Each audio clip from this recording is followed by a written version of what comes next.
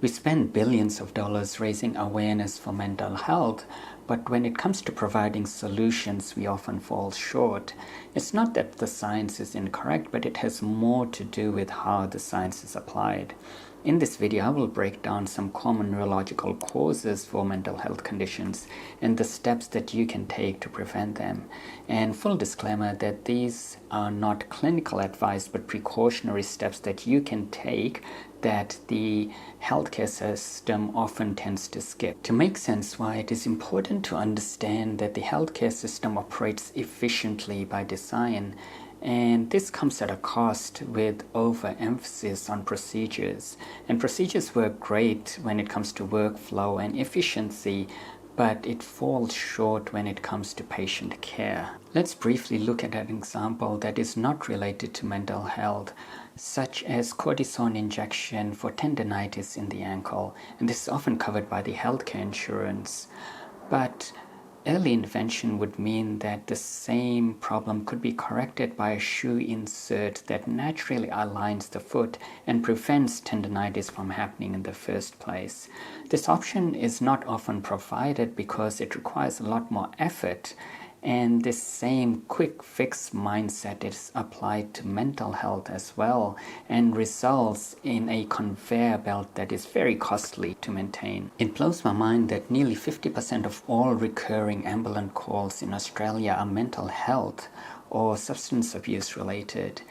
And because of this influx, healthcare professionals are trained to treat symptoms rather than provide awareness, let alone education. In this video, I provide the desperately needed education without the quick fixes and band-aid solutions. So let's have a look at 5 preventative measures that you can take so you don't have to enter the healthcare system on the back foot when the damage is already done. Withdrawal is one of the first signs that there is something not quite right and can result in self-induced isolation. And this is simply a coping mechanism for the false belief that no one is going to understand you. Withdrawal can look like distancing yourself from friends or family, avoiding social situations, and even disengaging from life. And we all need downtime, but when we start to close ourselves off, this is the first signs of the dangers to come and can result in a vicious downward spiral. When someone enters this state, they become a danger to themselves, not because they can't be helped, but because they reject all attempts of receiving help. And this is not what they want, but the neurochemical in the brain has changed to an oxytocin-deprived state, and this prevents them from reaching out. When there's a lack of oxytocin in the system, there's a lack of trust, a lack of connection to other people, and even the inability to receive affection. The best thing you can do when you are in this state is to reach out for help, even if it goes against your will. And even if it hurts your pride, you may be embarrassed about it, and perhaps it's the last thing that you want to do, but it is in exactly this moment that you need help the most. So there is no shame in asking for help. Go through your phone contacts, go through your friends list, reach out to someone you trust, someone who will not feed off your pain and will not provide you with unsolicited advice. Find someone who is willing to listen. 2/3 of all kids diagnosed with ADHD are on medication, but why is brain activity altered in the first place? We all have background brain activity, and some call it background noise, but this is actually part of an intricate network called the default mode network. And in ADHD, this network integrity is compromised. Our current treatment for ADHD includes retinol, Adderall, and Concerta, and these are amphetamine-based stimulants that increase the amount of dopamine and norepinephrine in the brain.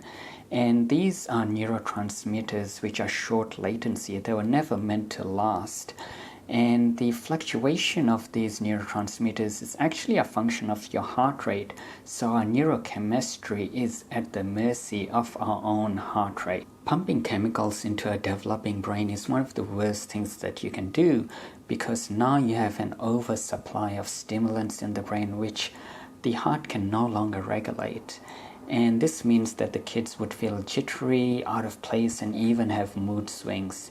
So one of the things that you can do is provide kids with heart rate variability training, which allows them to monitor and regulate their own heart rate, which then changes their neurochemistry. So if you'd like to learn more about heart rate variability training, you can click the link in this video that is specific to heart rate biofeedback training. When we experience something traumatic, the nervous system naturally goes into a state of depression, and this prevents us from taking further action and allows the nervous system to naturally recover. We call this process grieving, and it is perhaps the most essential step in any recovery process. When we grieve, we often seek comfort and we may cry, and this replenishes oxytocin in our system. The danger is when we start to invest in negative thoughts. When we become attached to negative thoughts, we struggle to break free because it would go against what we believe in, and suddenly we are held hostage by our own will. It's not our thoughts that we need to change, but the state from which they come from. Perhaps the easiest way to change your state is through physical activity, because when you are paying attention to your body, it means that it is taking your mind off the problem. And the psychological effect of movement has a second advantage, which is it reduces your stress hormones such as cortisol and adrenaline, and it also releases endorphins, which are a natural painkiller. So movement may be the last thing that you wish to do, but make a habit of doing it anyway. Having a bad day can turn into a horror story when our brain is wired towards catastrophe, and psychiatrists call this negativity bias. It is when our thoughts start to cascade towards the worst case scenario, and this can result in shortness of breath, tightness in the chest, and even restlessness, and we call this anxiety. Anxiety is basically an overactive fear network in the brain, and when fear is perceived by the nervous system, it's relayed to the brain by a structure called the locus coeruleus, which is at the base of our skull. And once this structure is activated, it sends a shock wave-like activity throughout the brain, and we are suddenly alert. And when the prefrontal cortex perceives that there is no threat, it actually downregulates the emotional arousal center of the brain, which is called the basolateral amygdala, and then we start to calm back down. When someone is in anxiety, the threat takes center stage and remains at the forefront of their mind even though the shockwave has passed. And it does not matter what we tell ourselves, because the mind will always find a way to make it into a problem. Positive psychology will only work temporarily because it does not reflect our internal state, and we cannot learn when there is a conflict of interest. So it's futile to talk yourself out of anxiety. What is required is for you to be able to feel safe. So the best thing you can do is to breathe, because every time you inhale, the heart rate rises, and every time you exhale, the heart rate slows down. And by prolonging the exhale, we're able to put the nervous system into relaxation and give it a sense of safety. Breath by itself is not enough. Learn to meditate. And meditation is simply the observation of the mind. And when you first start to do this, you might find that there is an avalanche of thought coming through, and this is simply the background activity of the mind. And when you simply observe without interfering or interrupting your thought patterns, the thoughts gradually start to subside, and you might find that there is a gap in your thought, and you can prolong this gap by focusing on your breath. This process rewires the prefrontal cortex and basolateral amygdala pathway towards safety rather than catastrophe. And the more you interrupt your thoughts this way, the stronger this pathway will become. If you'd like to learn more about how to do this, you can click the link above this video and it will take you to my Train Your Nervous System online course, which shows you step by step exactly how to do this. And if you're enjoying this video, hit like and subscribe for more videos like this on my channel. When it comes to suicide, we are all vulnerable and we all need a helping hand from time to time. People are very good at hiding their emotions and putting on a brave face. And by internalizing emotion, they're only creating more hate, resentment, and pain. And this suffering is self-created and will only lead to self-destruction.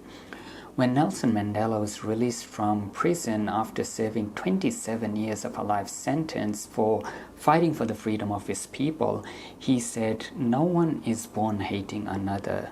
We all learn to hate, but we can be taught to love, for love comes more naturally to the human heart." Love cannot be operationalized and therefore is not part of the healthcare equation, but we can all learn to be more honest and open about our stories and our shared struggles, because we all know heartbreak and we all know what it means to be held tight, but life does not have time for this, and as we struggle to keep up, we fail to realize how beautiful life really is. We cannot love in a hurry.